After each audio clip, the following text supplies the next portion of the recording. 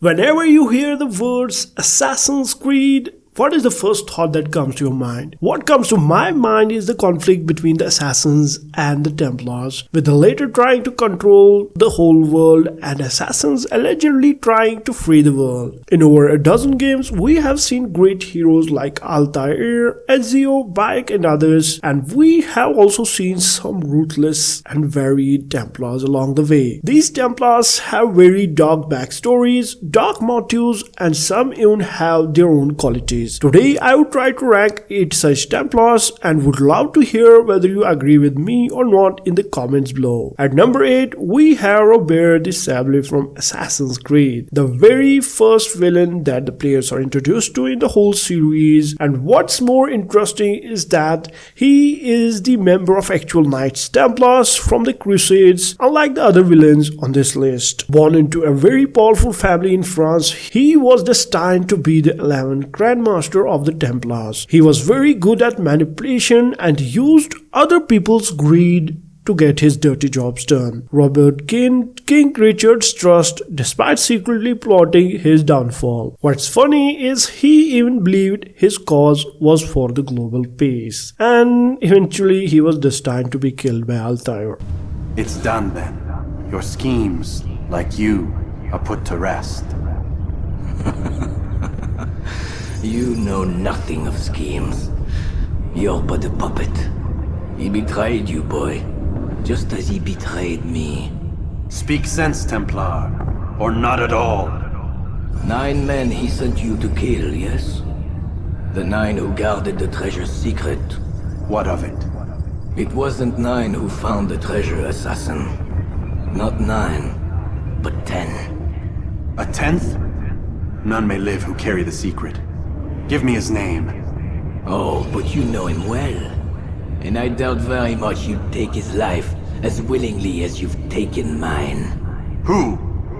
It is your master, Al-Mualim. Next we have German from Assassin's Creed Unity. He was a French silversmith, a sage and a grandmaster of the French Templars during the French Revolution. His main aim was to create a capitalist society in which the Templars could more easily control the populace. He was a power-obsessed coward like so many of the villains in the Assassin's Creed games, and he was such a great threat that Arno had to team up with Templars to beat him. Next at number 6 we have Cesare Borgia from Assassin's Creed Brotherhood, the main enemy in Assassin's Creed Brotherhood and one of the most hated characters in the whole series for just how cowardly he is. They say charity begins at home, and this guy started his manipulation at home. He used his family to get whatever he wanted, and as if the abuse was not enough, he went on to murder his own father when he did not get his wish. I mean,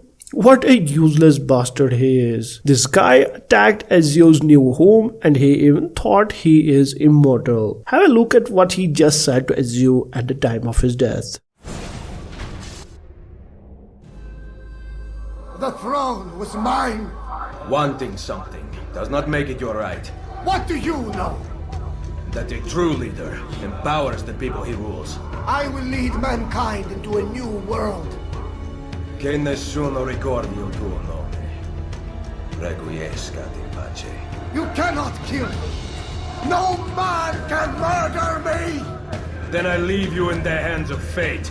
Number 5. Maxwell Roth from Assassin's Creed Syndicate. This game may not be the best, but it's so popular that I have seen so many people still playing it as on date. And one reason perhaps is Maxwell Roth, the primary antagonist of Assassin's Creed Syndicate, portrayed by John Hopkins. If you don't like Maxwell, you would still love John for the work he has done. I mean, do you remember Joker from Batman? Maxwell is very similar to him, pretending to be very impulsive while secretly having every detail on his fingertips. His ambitions are quickly exposed after he betrays Jacob when he was first working alongside him. At number 4, we have none other than Al-Muallim from Assassin's Creed. When I personally saw him, I thought he was a great assassin leader who deeply cared for the order and was planning to train Altair to take his place after him. Well, not everyone could get a hold of self after having his hands on Apple of Eden. I mean, not everyone is like Altair or Ezio,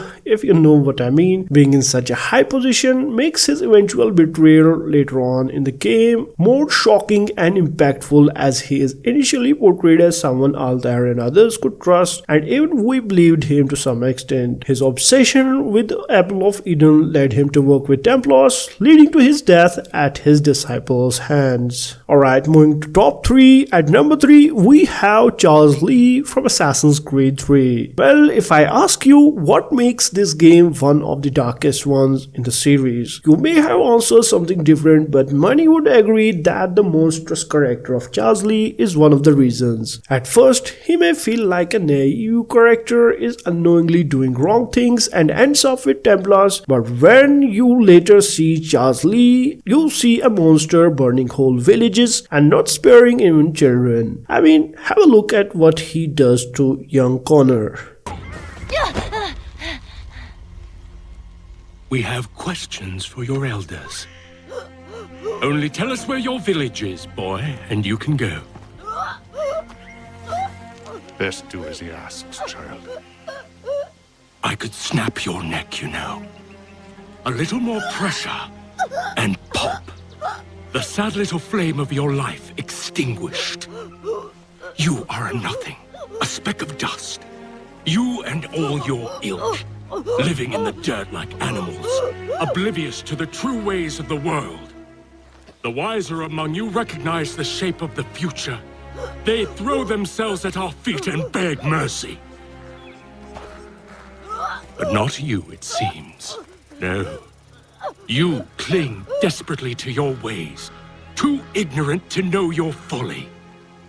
Next at number 2, we have Connor's father, Haytham Canway from Assassin's Creed 3. He is a major villain in Assassin's Creed 3, but the irony is he also happens to be father of the protagonist Connor Canway. Ubisoft went very dark with this. The very realization that Connor's father was involved in all this and the anticipation of getting his hands on the man who took everything from Connor makes Assassin's Creed 3 much more tense. This gets even more complex when Connor is forced to work with his father in a mission, and that mixed feeling of hatred and admiration keeps coming in the background. This may be one of the reasons why AC3 is considered one of the best stories in Assassin's Creed franchise. And the number 1, Rodrigo Borgia from Assassin's Creed 2. Bob Marley once said, "Your worst enemy could be your best friend, and your best friend could turn out to be your worst enemy." When it comes to the best Assassin's Creed villain of all time, it had to be Ezio's enemy, Rodrigo Borgia. He was shown as a family friend to the auditories, but soon betrays them and kills all the male members of Ezio family. This was the major event which pushed the story of the best ever AC game forward. He was the reason Ezio had to flee from his home, and his heart was filled with vengeance. Borgia was actually looking to become the Pope in order to access a vault full of hidden knowledge. One thing I did not like, however, is the way he dies. I mean, just have a look for yourself. General, I do not have to stand for this! the assassins murdered him. Why did you not stop them? As if I could. It was not my decision to attack Monteriggione. It was yours! It is high time you took responsibilities for your actions. My accomplishments! Despite the constant interference of failures like you! You are not going anywhere. I have the piece of Eden. Get out of my way, old man. I gave you everything, and yet it's never enough. Cesare! He intends to poison you!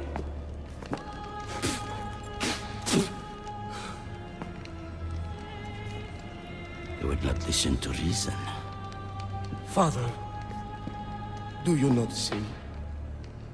I control all of this. If I want to live, I live. If I want to take, I take. If I want you to die, you die! Where is the peace of Eden?